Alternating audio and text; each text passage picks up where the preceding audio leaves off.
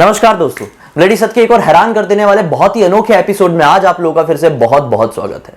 मैं हूं निखिल और आज आप लोगों के सामने 7 ऐसे लोगों के नाम लेकर आ गया हूं जो कलयुग के अंत तक यानी कि समय के अंत तक हम लोगों के बीच में हमारे साथ ही जीवित रहेंगे। इससे तो ये चीज साफ साफ जाहिर हो रही है कि ये वही 7 लोग हैं जिन्हें भगवान कल्कि के दर्शन प्राप्त करने के अवसर प्राप्त होंगे।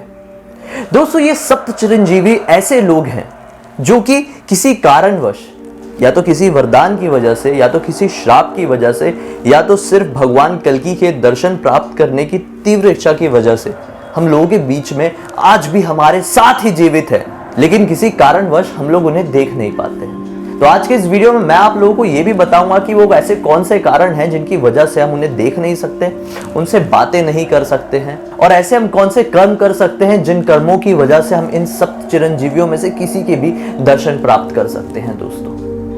दोस्तों, आज के इस वीडियो में मैं आप लोगों को यह भी बताने वाला हूं कि वो सप्त चिरंजीवी किस वजह से, आखिर क्यों हमारे बीच में जीवित है, और वो भगवान कल्कि के साथ मिलके कैसे युग परिवर्तन का एक बहुत बड़ा कारण बनेंगे। इस लिस्ट में सबसे पहला नाम आता है भगवान बजरंगबली का।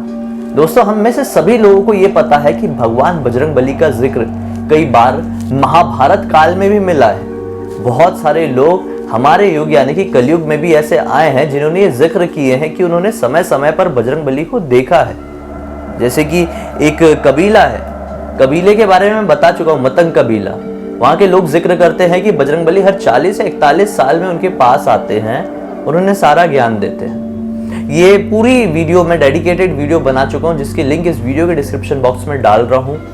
आप लोग उस पर क्लिक करके उसे देख सकते हैं। बहुत ही अच्छी, बहुत ही यूनिक और बहुत ही इंफॉर्मेशनल वीडियो है ऐसे लोगों के लिए जो ये स्पिरिचुअलिटी से जुड़े हुए हैं, माइथोलॉजिकल चीज़ें जिन्हें बहुत ज़्यादा पसंद है। अब बात आती है कि बजरंगबली क्यों जीवित है। दरअसल बजरंगबली को माता सीता ने चिरंजीवी रहने का वरदान दिया था, और भगवान श्री राम ने बजरंगबली को यह आदेश दिया था कि जब तक वो वापस से कलयुग के अंत में नहीं आ जाते तब तक उन्हें कलयुग में धर्म का प्रचार करना है और अपने भक्तों को मुसीबत से बचाना है। यही वजह है कि बजरंगबली आज भी हमारे साथ इस पृथ्वी में जीवित है। उस डिस्क्रिप्शन वाले वीडियो में आप लोगों को यह भी पता चल जाएगा कि क्या प्रूफ है कि वो जीवित है। दोस्तों, बजरंगबली हमारे हिंदू धर्म में सबसे ज्यादा प्रिय देवता माने गए हैं। अगर भगवान श्री राम के बाद किसी भी भगवान का सबसे ज्यादा नाम लिया जाता है हिंदुओं में तो वो है बजरंगबली ही। और बजरंगबली ही एकमात्र ऐसे देवता हैं जो पृथ्वी में हमारे साथ रह के हमारा उद्धार पल पल करते हैं। पल पल जब भी हमें किसी भी मुसीबत का आभास होता है, अगर हम बजरंगबली का नाम लेते हैं, सच्चे मन से उन्हें पुकारते हैं, तो हम उस मुसीबत से जल्द बाहर आ सकते हैं। दोस्तों, इसी लिस्ट में सेकंड नंबर पर नाम आता है भगवान श्री परशुराम का। भगवान श्री परशुराम कोई और नहीं, भगवान विष्णु का ही एक अवतार थे जिन्होंने 21 बार इस पृथ्वी से क्षत्रिय राजाओं का अंत कर दिया था किसी कारणवश। अभी उस हम कारण में नहीं जाएंगे क्योंकि वीडियो बहुत बड़ी हो जाएगी और वो हमारा रिलेटेबल टॉपिक भी नहीं है। दोस्तों, भगवान श्री परशुराम भी अमर थे और माना जाता है कि भगवान श्री परशुराम भी एक रीजन की वजह से ही आज तक हमारे बीच में जीवित है। दरअसल जब भगवान कल्कि आएंगे तो उनके गुरु भगवान परशुराम ही होंगे। उन्हें प्रशिक्षण हमारे परशुराम भगवान ही देंगे। माना जाता है कि महाभारत काल में भी भीष्म पितामह, कर्ण और द्रोणाचार्य जो कि कौरवों और पांडवों के गुरु थे, उनके गुरु भी भगवान श्री परशुराम ही थे। माना जाता है कि भगवान श्री परशुराम आज भी महेंद्रगिरी पर्वत के किसी हिस्से में तपस्या में लीन है, और जब भगवान श्री कल्कि यहाँ पर जन्म लेंगे, अवतार लेंगे, तब भगवान परशुराम उनके पास जाके उन्हें प्रशिक्षण देंगे और फिर उसके बाद ही भगवान विष्णु पर वो लीन हो जाएंगे। तीसरे नंबर में आता है नाम भगवान श्री वेदव्यास का। भगवान श्री वेदव्यास कोई और नहीं बल्कि महामुनि वेदव्यास थे। दोस्तों, वेदव्यास ने ही हमारे चारों वेद, 18 पुराण, श्रीमद् भागवत और महाभारत की रचना की थी। माना जाता है कि भगवान श्री वेदव्यास एक बहुत बड़े तपस्वी थे और वो भगवान विष्णु के एक बहुत बड़े भक्त भी थे। वो भगवान कल्कि के एक दर्शन पाना चाहते हैं, उसी तीव्र इच्छा के साथ आज भी वो हमारे कलयुग में हमारे साथ ही जीवित रहकर कहीं पर तपस्या कर रहे हैं। हम उन्हें देख क्यों नहीं पाते, इसके पीछे का कारण मैं आप लोगों के सामने आखिरी में रिवील करूंगा। चौथे नंबर में नाम आता है अश्वत्थामा का। बहुत सारे लोगों का यह मानना है कि अश्वत्थामा भगवान शिव का एक ऐसा अवतार है, सिर्फ एकमात्र ऐसा अवतार है जिसकी पूजा नहीं की जाती है। अश्वत्थामा ने ही कौरवों का युद्ध में साथ दिया था और किसी कारण की वजह से, यानी ब्रह्मास्त्र का प्रयोग करने की वजह से भगवान श्री कृष्ण ने अश्वत्थामा को श्राप दिया था कि वो समय के अंत तक सड़ते रहेगा, अमर रहेगा, लेकिन उसे मुक्ति नहीं मिलेगी। माना जाता है कि जब भगवान कल्कि के वापस से दर्शन करेगा अश्वत्थामा, तभी उसे मुक्ति मिलेगी। और इसी वजह से आज भी माना जाता है कि अश्वत्थामा हमारे बीच में जीवित है। मध्य प्रदेश के कई शिव मंदिरों में देखा गया है कि एक 12 फीट का आदमी, जो देखने में बहुत ही ज्यादा डरावना और जिसकी बॉडी पूरी सड़ी हुई सी दिखाई देती है, वो अक्सर मंदिरों में आता है, पूजा अर्चना करके चला जाता है। कई बार कई अनोखे ढंग से भगवान शिव के शिवलिंग में पूजा अर्चना की हुई पाई जाती है। कई बार तो ऐसा लगता है कि एक अलौकिक शक्ति आके भगवान शिव की पूजा कर रही है। तो बहुत सारे लोग ये दावा करते हैं कि हमने उस 12 फीट के आदमी को देखा है। कई बार सीसीटीवी लगाकर लोगों ने चेक करने की भी कोशिश किए हैं, कभी कुछ प्राप्त नहीं हुआ। इसके ऊपर भी मैं एक वीडियो बना चुका हूँ, उस वीडियो की लिंक भी इस वीडियो के डिस्क्रिप्शन बॉक्स में आप लोगों को मिलेगी। अश्वत्थामा के ऊपर डिटेल्ड वीडियो है वहां पर। और फिर 5वें नंबर में आते हैं कृपाचार्य। माना जाता है कि कृपाचार्य अश्वत्थामा के मामा थे और कृपाचार्य ही कौरवों और पांडवों के युवावस्था के आचार्य हुआ करते थे। माना जाता है कि कृपाचार्य भी ऐसे महान योद्धाओं में से एक थे जो कि महाभारत के भीषण युद्ध के बाद भी जीवित बच गए थे। बहुत सारे लोगों का यह कहना है कि महाभारत के युद्ध के बाद लगभग 18 लोग ही बचे थे, उनमें से एक कृपाचार्य थे। कृपाचार्य भी अपने तपस्वी प्रवृत्ति की वजह से ही आज भी हम लोगों के बीच में जीवित है और वो भगवान कल्कि के साथ मिलकर ही हमारे इस युग का उद्धार करने में एक बहुत बड़ा योगदान देंगे। 6वें नंबर में आता है नाम राजा बलि का।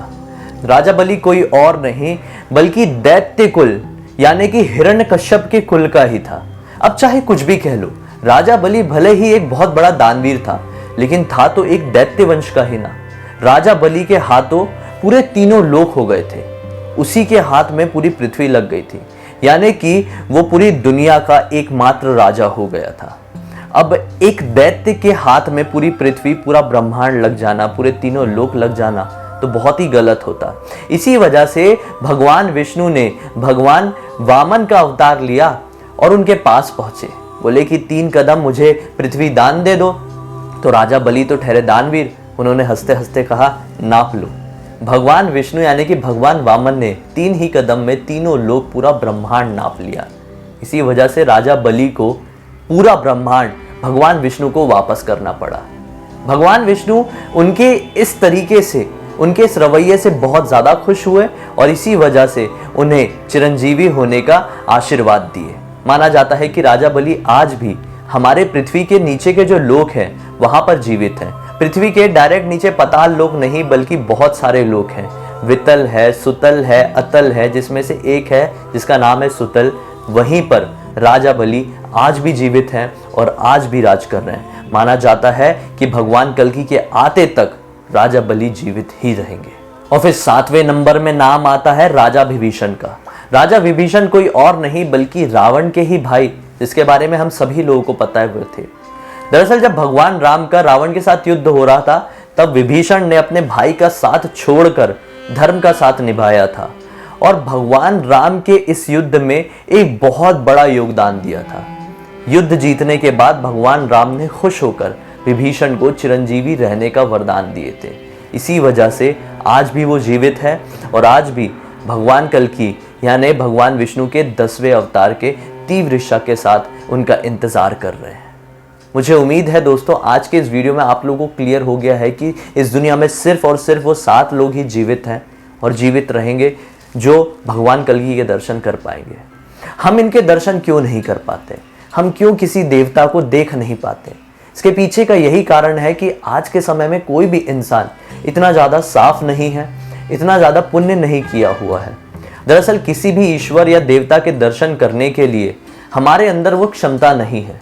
माना जाता है कि हमारा मन उतना साफ ही नहीं है, अगर हमारे सामने कोई भी ईश्वर या देवता आ जाए तो हम उनके तेज को बर्दाश्त नहीं कर पाएंगे और उसी समय किसी की भी मृत्यु हो जाएगी। इसी वजह से किसी भी देवता को हम देख नहीं पाते हैं और शायद यही कारण है कोई भी देवता किसी भी इंसान के सामने इतनी जल्दी नहीं आते। एक ज़माना हुआ करता था जब ईश्वर देवता आसानी से किसी को भी दर्शन दे देते थे, क्योंकि उस ज़माने के लोग अलग और इस ज़माने के लोग बहुत अलग हैं। दोस्तों ऐसा कोई तरीका नहीं है जिस तरीके की मदद से आप किसी भी देवता के दर्शन कर पाए। हमारे लिए इस जन्म में तो पॉसिबल नहीं है। दोस्तों उम्मीद है कि आपको मेरा आज का वीडियो अच्छा लगा होगा। मुझे पहली बार देख रहे हैं तो इस चैनल को सब्सक्राइब करके बेल आइकन को दबा के ऑल के ऑप्शन में क्लिक करना, ताकि अगली बार से जब भी आऊंगा उसकी नोटिफिकेशन आप लोगों को मिल जाएगी। मुझे पहले से जानते हैं तो इस वीडियो को लाइक कर देना। पर्सनली मुझसे जुड़े रहना चाहते हैं तो इंस्टाग्राम की लिंक इस वीडियो के डिस्क्रिप्शन बॉक्स में क्लिक करके डायरेक्टली वहां पर पहुंच जाना। मन में कोई भी सुझाव है कि मैं पर्टिकुलर उस तरह का वीडियो बनाऊं या फिर उस टॉपिक में वीडियो बनाऊं तो कमेंट सेक्शन में आप लोग मुझे बता सकते हैं। लाइक ज़रूर करके जाना दोस्तों, ये आपका फ़र्ज़ बनता है। हम अगले वीडियो में फिर से आपसे मिलते हैं, तब तक के लिए बहुत बहुत धन्यवाद। आपका दिन शुभ हो।